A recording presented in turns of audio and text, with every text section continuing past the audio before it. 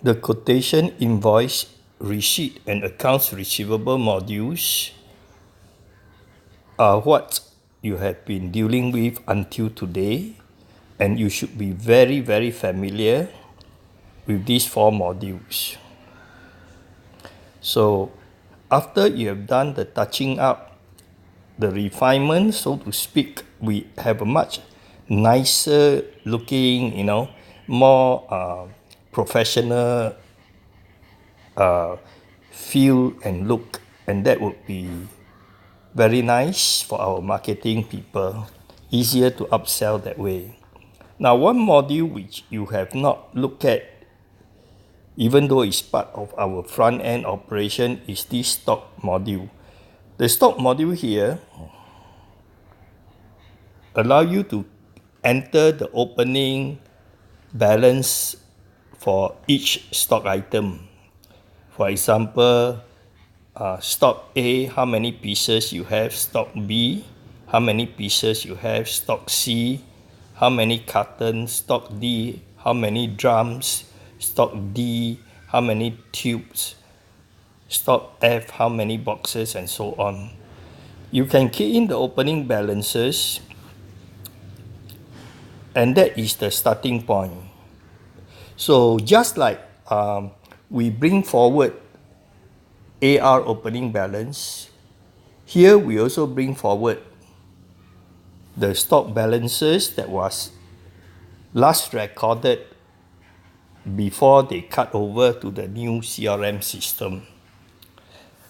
Now, in the case of stock, every item only have one balance brought forward figure. Alright, it's much more straightforward. Example, we have 10 cartons of lubrication oil type 1, 2, 3, 4, or we have 100 trays of eggs, or we have got 100 kilo of raisins, something like that. It's just one figure for each stock bring forward. Okay, that's the opening balance. So this stock is a very simple stock. It does not deal with the cost or the value. It only deal with what quantity you have at the start, and then what quantity you purchase. When you purchase, normally you have a supplier invoice, and you key in the detail of each item, including the cost. But this one is what we call the front end stock, where it is freely available to operational people. So as you know, cost is a sensitive piece of data. So this front end stock does not register cost. It only registers quantity that we purchase, and we add that onto our opening balance. And sometimes during stock count, as you know, sometimes company take stock of their physical inventory, and then they find, oh, item A, 3 pieces missing. Item B, they got extra 3 pieces. Sometimes they could be mixed up in booking out the stock. So when they find discrepancy, they will use this adjustment function here to add back the 3 pieces to stock B, because stock B has extra 3 pieces and stock A minus 3 pieces, they have to book out 3 pieces from stock A. So actually the stock are there, except that it's been mixed up. So this adjustment is for that purpose. Alright. Then the stock status report tell us what is the balance of stock. How do we get the balance of stock? First, there's the opening balance that we key in for stock A. Then there's the purchases that we key in. We add that to the opening balance. Then there are those positive or minus or negative adjustment. So would that give us the stock status? No. We still must less out stocks that is sold. Okay, when stocks are sold, how do we record it? Well, all the stock items that is sold is reflected on the invoice, and when we post the invoice, right, the invoice will update the stock and give us the negative quantity on the stock. That means we subtract out, and that will give us the remaining balance of stock. The last function is the zap stock function. Zap stock is to clear away all the transaction, refresh the database for stock. Remember, there are two stocks here. One is hidden in the back end, which I'm going to show you. Alright, in the back end we have management module, and here we have purchases again. Why?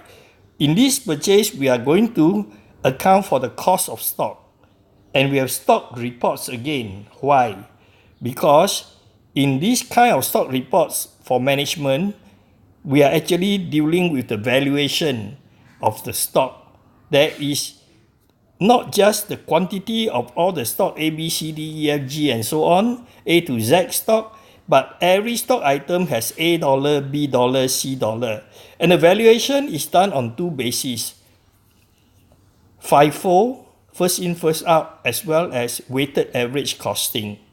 So all this under management module is much more complicated. I am not sure whether you can handle them, but never mind. I will try to help you understand all this. But in the meantime, ignore this. I don't want you to worry about the management module or the accountant module or the special module. All I want you to worry about is the stock, which is the front end module. Alright, what I mean by worry about it, well, to spend a couple of hours studying this front end stock, the one that does not involve valuation, just involve opening balance, how is opening balance updated, purchases, how is purchases inputted, the input form for purchases, and when you post purchases, how does it update the stock. Same thing, opening balance, when you post opening balance, how you update the stock. Same thing for plus and minus adjustment. And then the other one, of course, as I said, is the invoice itself. When you post invoice, it will update the stock. And then opening balance plus purchases, take into account the plus and minus adjustment, less away the stock sold under the invoices, you will get your stock status, the balance of stock. Alright? So spend a couple of hours, 1 or 2 hours, to understand this particular stock module, which is the simple front-end stock module, dealing only with quantity, and writes me a report. Okay? I will pay you for 2 hours of time to study this module and to write me a report. So that this time when you start to do things for me, you are no longer going to, grope in the dark and then screwing things up and getting things done with the wrong concept and wasting so much time, your time and my time, to do the rework. This time I want you to understand first that module, conceptually, how it works, what are the features and functions, before I even let you start working on this module. Thank you.